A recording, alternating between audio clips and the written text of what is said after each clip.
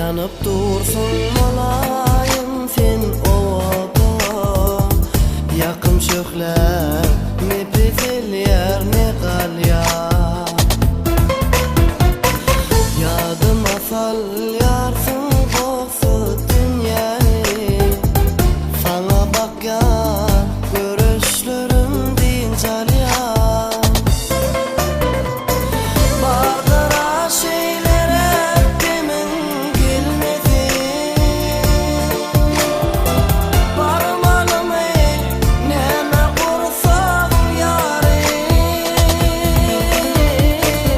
Dilin dimelisin düşünürümde.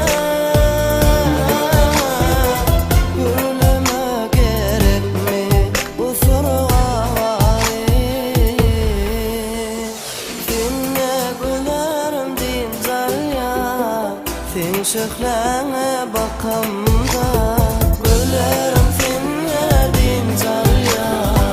Sen şöhlene bakanımda.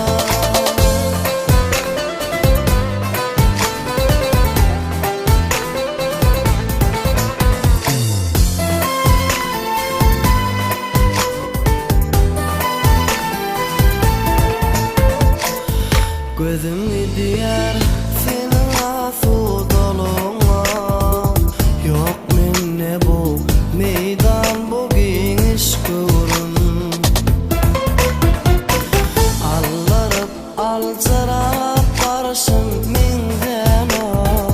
Mingdeştir bir sana ati geçen ömrüm. Bardıra şeylere demin gelmedin. Barmalım ey neme kursan yarim.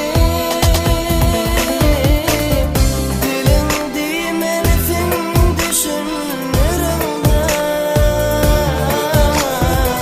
Gülüme gerek mi bu sorğalayım.